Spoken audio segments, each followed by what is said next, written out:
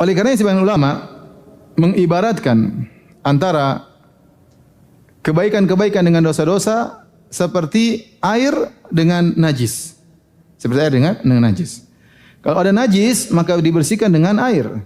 Semakin banyak airnya, semakin bersih najis tersebut. Ya. Ya. Dan terkadang sebagian najis harus dibersihkan dengan air yang banyak. Contoh, seorang Arab Badui yang masuk ke masjid, ja'a Arabiyun fabala fi ta'ifatil masjid. Masuk masjid kemudian kencing di pojok masjid. Fazajarahun nas, orang pun menghalangi. Jangan kata Nabi, biarin dia kencing, jangan dilarang. Ya. Karena kalau dia larang nanti bisa berhamburan kencingnya. Biarin dia selesaikan kencingnya. Setelah itu Nabi SAW meminta didatangkan bidhanubin min ma', satu ember air. Fa uhriqa alaihi, kemudian satu ember tersebut dituangkan pada najis tersebut. Ya, najis ini butuh seember air untuk menghilangkan apa? Najis ya. Karena najisnya berat dan bau. Maka harus dituangkan air seember ya. Jadi sebagian najis cuma air sedikit sudah selesai. Sebagian najis banyak harus dituangkan dengan air yang banyak ya. Maka semakin banyak air seorang maka semakin mudah menghilangkan najis ya. Najis seperti dosa, kebaikan seperti air. Ya. Bahkan kalau seorang memiliki air yang banyak berlimpah ruah, ya maka kalau ada najis sedikit tidak ada pengaruhnya. Najis tersebut tatkala mengenainya ya tidak ada pengaruhnya dan akan hilang lebur karena begitu banyak air yang dia miliki. Seperti kata Nabi sallallahu alaihi wasallam dalam hadis, kata Nabi sallallahu alaihi wasallam, "Idza balagal ma'u qullataini lam yahmilil khabath." Kalau air sudah mencapai dua kullah itu sekitar 200 liter seperti satu drum air, lam yahmilil khabath, maka tidak akan mengandung najis. Artinya kalau najis masuk kecil tidak ada pengaruhnya. Kalau najis masuk kecil tidak ada pengaruhnya. Kenapa? Air yang dia miliki sangat banyak. Maka seorang di dunia ini berusaha mengamalkan amal soleh sebanyak-banyaknya. Sehingga kalau dia memiliki amal soleh yang sangat banyak, dia melakukan dosa-dosa kecil tidak dianggap oleh Allah Subhanahu wa taala. Lebur sendirinya dengan amal soleh yang dia miliki. Nanti akan kita sebutkan contoh-contohnya. Ini hadis menunjukkan bahwasanya amal soleh menghapuskan dosa-dosa dan yang menunjukkan kali sangat banyak. Bahwasanya amal soleh menggugurkan dosa-dosa baik perbuatan baik perkataan banyak sekali. Contoh salat misalnya. Kata Nabi sallallahu alaihi wasallam ya, "Law anna nahran bi babi ahadikum yaktasilu fihi kulla yawmin 5 marrat. Hal yabqa min daranihi syai?" Kata Nabi sallallahu alaihi wasallam, kalau seandainya di rumah depan salah seorang kalian, di depan rumahnya ada sebuah sungai.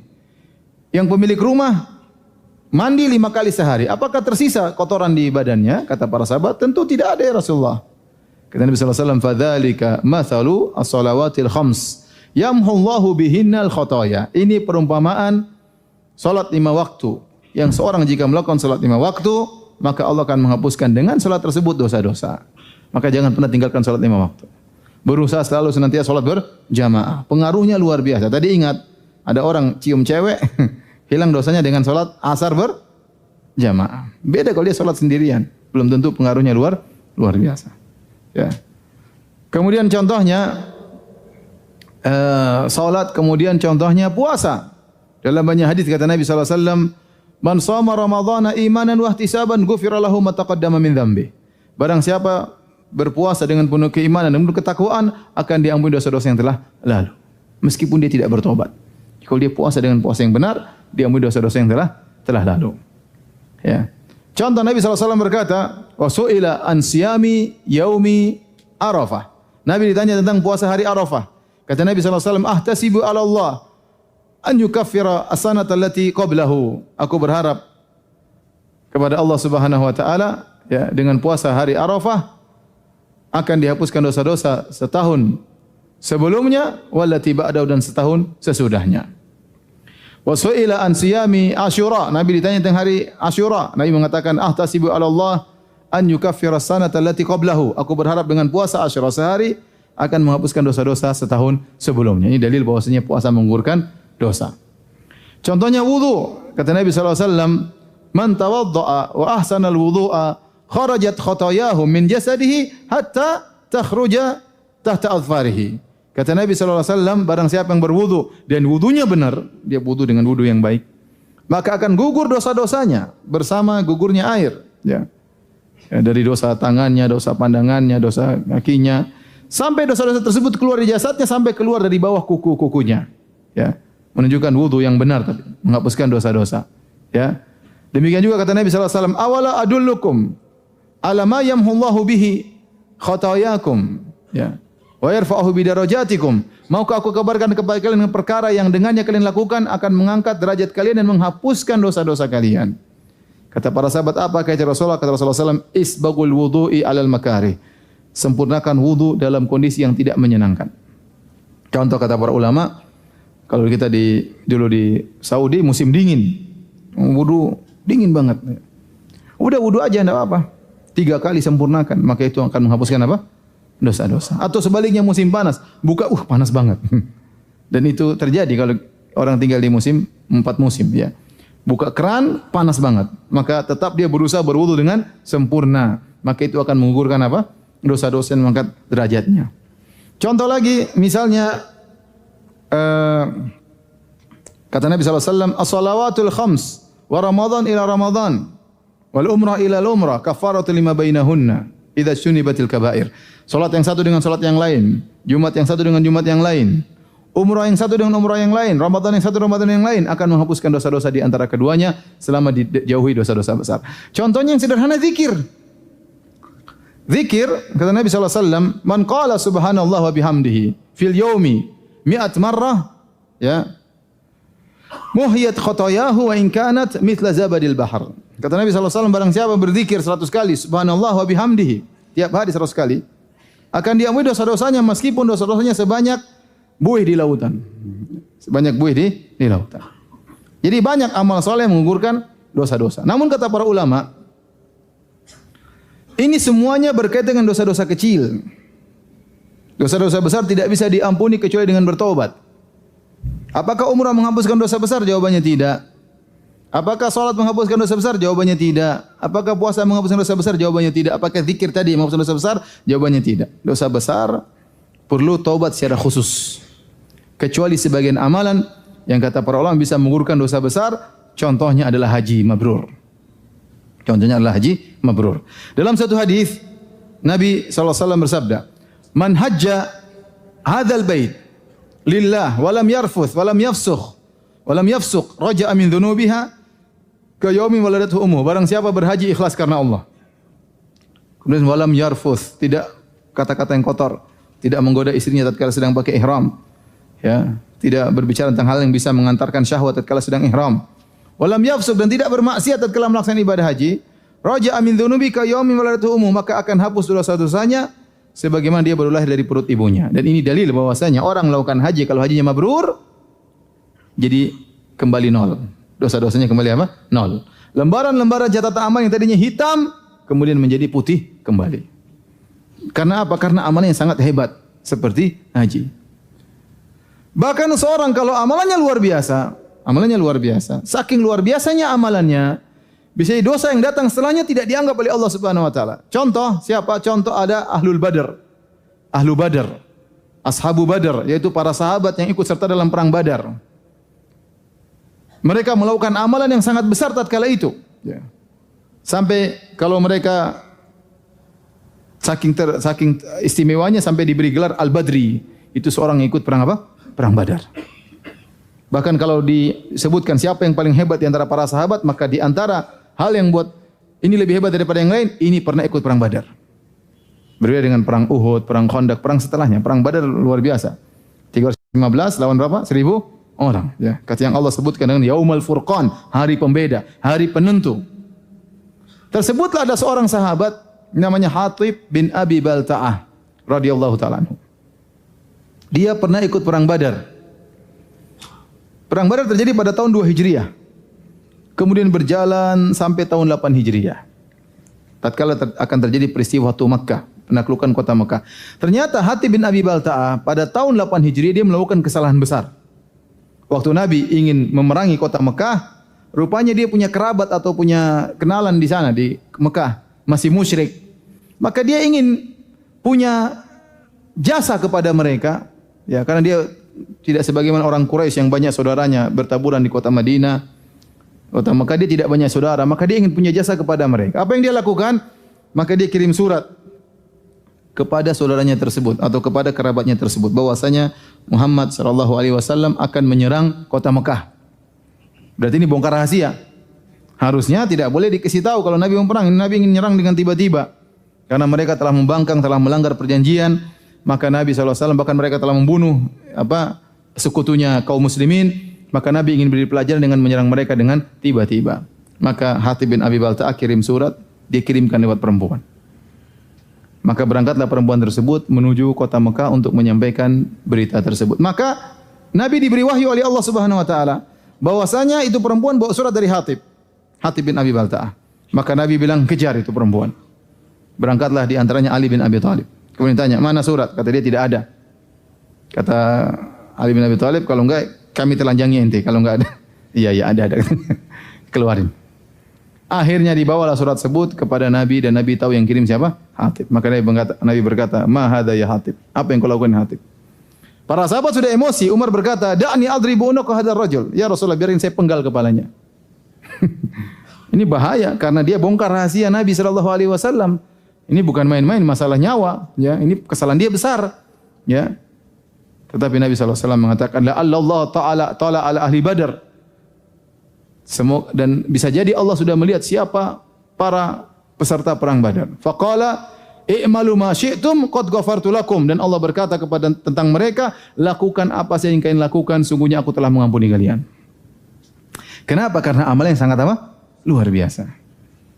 Perang Badar. Dia melakukan, bayangkan dia melakukan dosa 6 tahun kemudian tidak mempengaruhi kondisi dia sebagai penghuni surga. Makanya ada seorang datang pernah berkata kepada Nabi, "Ya Rasulullah, ya, inna Hatiban yadkhulun nar." Sungguhnya Hatib masuk neraka. Kata Nabi sallallahu alaihi wasallam, "La, tidak. Innahu min ahli Badar." Dia ikut peserta perang apa? Perang Badar. Enggak mungkin masuk neraka. Ya, enggak mungkin masuk neraka. Nah, ini dalil bahwasanya kalau air yang dimiliki oleh seorang sudah sangat banyak, ya, bahkan kalau ada najis-najis yang datang belakangan akan terlebur dalam lautan kebaikan yang dia miliki. Maka seorang dalam kehidupan ini berusaha melakukan banyak kebajikan. Kita berpacu dengan waktu. Dengan dosa-dosa yang banyak telah kita lakukan. Bagaimana agar dosa-dosa kita bisa terampuni? Kita lakukan semua sebab. Kita beristighfar, kita bertobat. Antara sebab utama banyak beramal saleh, berbakti sama orang tua, ya. Ya, oleh karenanya tatkala ada seorang wanita dia belajar sihir. Dia belajar sihir di zaman sahabat, ya. Kemudian dia sudah praktek, kemudian ternyata sihir sudah berjalan, dia ingin menyihir suaminya, ya. Ya, dia ingin menyihir suaminya kalau tidak salah, kemudian enggak jadi, dan ini kisah disebutkan oleh Ibnu Katsir dalam tafsirnya dengan sanad yang hasan. Dia sudah praktek, ternyata sihirnya bisa, maka dia menyesal. Dia belum praktekkan ke orang, dia baru praktek jalankan situ, ternyata dia ngomong begini jadi, berarti setan sudah tunduk sama dia. Maka dia tahu dia telah terjerumus dalam kekufuran. Maka kemudian dia pulang ke Madinah ingin ketemu dengan Nabi SAW, tapi Nabi tidak ada. Nabi sudah meninggal dunia. Maka akhirnya dia cari sahabat, tanya sahabat ini, tidak bisa jawab. Apa yang harus aku lakukan? Aku telah terjerumus dalam sihir. Adakah amalan yang bisa aku lakukan menghapuskan dosa-dosaku? Tunjuk kepada sahabat, di offer sampai kepada Ibnu Abbas. Ibnu Abbas bertanya, apa kau masih punya orang tua? Kata wanita ini masih. Maka berbaktilah kepadanya. Ibnu Abbas memahami bahwasanya berbakti kepada orang tua bisa menghapuskan dosa sebesar apa? Syirik. Oleh karenanya kita dalam kehidupan ini, karena waktu kita yang terbatas, umur kita yang terbatas, kemampuan kita yang terbatas, duit kita yang terbatas, kita harus pandai untuk memilih prioritas. Mana amal yang harus kita kerjakan. Ya. Di antara yang paling utama berbakti kepada orang tua. Antum orang tua masih hidup, berbakti dengan semaksimal mungkin sama dia. Antum masih hidup. Pintu surga masih terbuka selebar-lebarnya, antum bisa beramal sedikit, pahalanya besar luar biasa. Ya, sebagaimana perkataan Ibnul Munkadir, dia berkata, "Ya bitu agmizu rijlai ummi wa bata akhi Umar yusalli, famasarrani anna lailati bilailatihi." Aku semalam suntuk pijit kaki ibu, sementara saudaraku salat malam, tapi kalau suruh tukeran pahala aku enggak mau, ya. Aku enggak mau, meskipun dia tidak salat malam, dia hanya pijit kaki ibunya. Oleh karenanya banyak, seperti mungkin haji, kalau punya uang haji, bisa sedekah, bantu orang miskin, datang ketuk pintu rumah orang miskin, cari mereka yang susah. Sebagaimana kata para ulama, orang yang baik ada dua, ada orang baik yang ditunggu didatangi orang miskin mengetuk pintunya, ada orang baik yang mencari orang miskin untuk memberikan. Itu yang lebih afdal daripada yang pertama. Keikhlasan, kalau untuk melakukan amal soleh jangan diser-ser, tutup sebaik-baiknya. Ya, sedekah kata Nabi sallallahu alaihi wasallam, ya hatta la ta'lama shimalu ma tunfiqu yaminu, sampai tangan kiri tidak tahu apa yang diinfakkan oleh tangan kanan. Jangan suka share kebaikan cerita sana sini. Jauhkan diri dari kesombongan, salat malam. Lakukan sampai Anda memiliki lautan kebaikan. Suatu saat Anda berdosa sedikit-sedikit tidak dipedulikan oleh Allah Subhanahu wa taala. Baik. Allah Subhanahu wa taala berfirman, "Innal hasanati yudhibna sayyi'at." Sungguhnya kebaikan-kebaikan akan menghilangkan dosa-dosa. Di sini ada dua hal yang dibahas oleh para ulama. Apa yang dimaksud dengan pertama, apa yang dimaksud dengan kebaikan menghapuskan dosa-dosa? Ya. Yang pertama disepakati oleh para ulama bahwasanya dia tidak akan diazab. Kalau dia sudah melakukan kebaikan, ada dosa, dosa tersebut akan terhapus oleh kebaikan.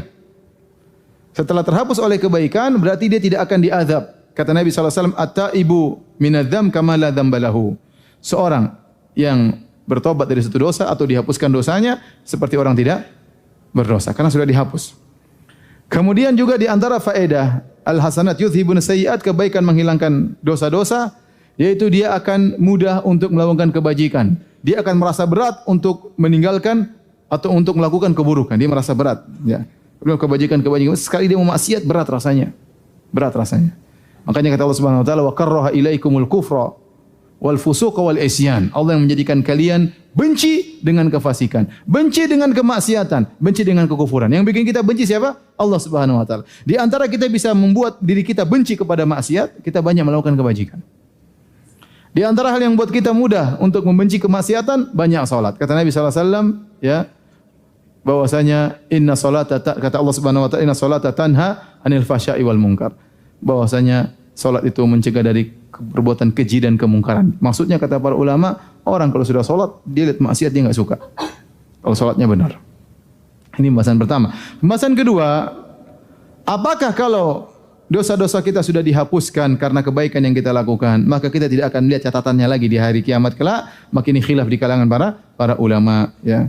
Sebenarnya mengatakan kalau seorang dosanya sudah dihapuskan dengan salah satu dari 10 sebab, apakah dengan taubat, apakah dengan syafaat, apakah dengan doa orang lain, apakah dengan amal soleh yang dilakukan, maka tidak akan terlihat lagi catatannya, hilang secara total, dihapus. Bukan cuma ditipex, dihapus. Tidak ada catatannya lagi. Ini pendapat sebagian ulama. Sebagian ulama yang mengatakan tidak. Meskipun sudah bertobat, meskipun sudah dihapuskan oleh dosa kebaikan-kebaikan, yang dihapus hanyalah hukuman. Adapun catatan masih tetap tertulis.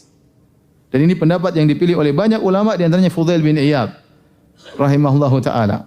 Ya, adapun sabda Nabi wa'at bi sayyi'atil hasanah, sungguhnya kebaikan, lakukanlah kebaikan setelah keburukan, tamhuha, niscaya akan menghapuskan keburukan, maksudnya menghapuskan azabnya, menghapuskan hukumannya, bukan menghapuskan catatannya. Makanya Fudail bin Iyad mengatakan wa ya sau'atah, ya, wa in afaut, ya. Kata dia, ya, sungguh perkara yang memalukan pada hari kiamat kelak, meskipun Allah Subhanahu wa taala telah mengampuni. Jadi seorang tatkala hendak bermaksiat, dia ingat kalaupun maksiat itu tersebut dia bertobat darinya atau terhapuskan karena kebaikan yang dilakukan, catatannya terkadang masih ada dan dia akan lihat pada hari kiamat kelak.